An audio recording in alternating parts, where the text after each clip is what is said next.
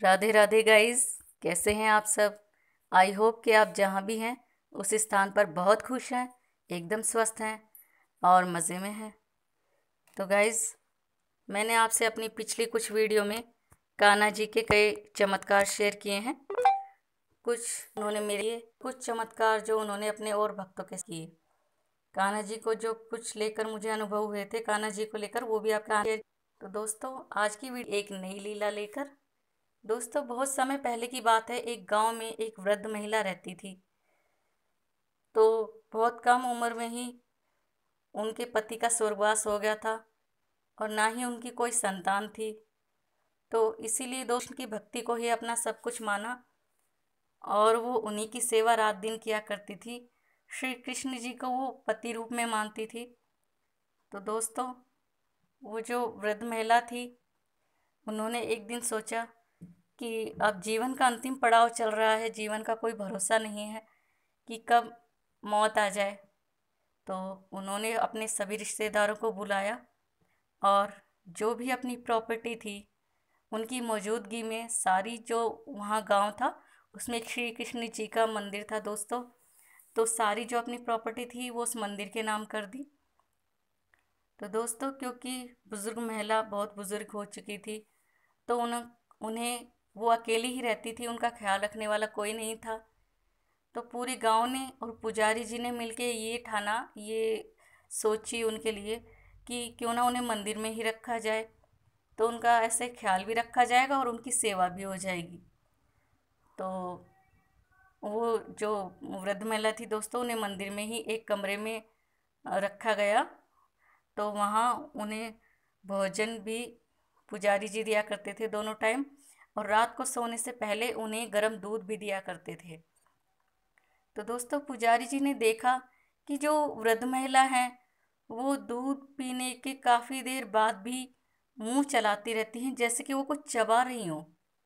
तो एक दिन उनसे रहा नहीं गया और उन्होंने, जो वृद्ध महिला थी, उनसे पूछा कि आप ये दूध पीने के बाद भी मुंह इतनी देर तक क्यों चलाती रहती हैं, जैसे कि कुछ चबा रही हो आप। तो वृद्ध महिला ने जवाब दिया दोस्तों कि पुजारी जी, आप दूध में मेवे ही इतने डाल के लाते हैं, ड्राई फ्रूट, जो मुझे चबाने में बहुत देर लगती है। तो जो पुजारी थे वो तो दोस्तों आश्चर्य में पड़ गए, क्योंकि वो तो दूध में मेवे डालते ही नहीं थे।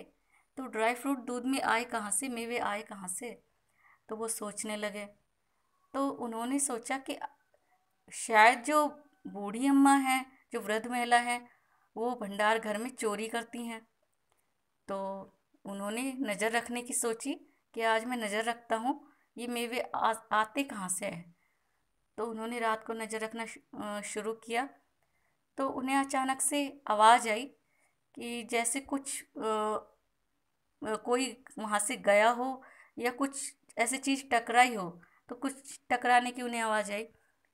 तो वो जागे दोस्तों, उठ के उन्होंने देखा, मंदिर का द्वार खोला। तो उन्होंने देखा कि जो श्री कृष्ण जी की मूर्ति थी दोस्तों, उनकी उंगलियों में से, हाथों में से घी टपक रहा था और कुछ ड्राई फ्रूट्स भी वहाँ पड़े हुए थे। तो गाइस, उन्हें समझते हुए देर नहीं लगी कि जो वृद्ध महिला है उनके लिए हमारे श्री कृष्ण जी, कान्हा जी ही ड्राई फ्रूट मेवे लेके जाते हैं और घी भी लेके जाते हैं, माखन लेके जाते हैं। तो जो पुजारी जी हैं दोस्तों, उन्हें बहुत ईर्ष्या हुई अपने मन में कि मैं इतने वर्षों से श्री कृष्ण जी की सेवा कर रहा हूँ, पूजा कर रहा हूँ, उन्होंने मेरे साथ कभी मेरे लिए ऐसा कुछ नहीं किया, ना मुझे कभी दर्शन दिए, और ये बूढ़ी अम्मा को दर्शन दिए हैं जो कि कभी पूजा भी नहीं करती हैं, बस मंदिर में रहती हैं और दोनों टाइम भोजन करती हैं। तो उन्होंने सुबह कहा गांव वालों को बुलाकर कि ये जो बूढ़ी अम्मा है इन्हें मैं मंदिर में नहीं रख सकता और इन्हें यहाँ से बाहर मैं निकाल रहा हूँ।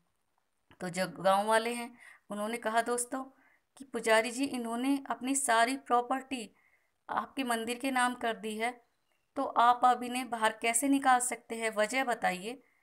तो जो दोस्तों पुजारी जी थे उन्होंने कारण बताया फिर सच में कि जो कान्हा जी हैं वो इनके लिए दूध लेकर आते हैं और दूध में ड्राई फ्रूट लेकर आते हैं और घी माखन भी इन्हें ला कर देते हैं।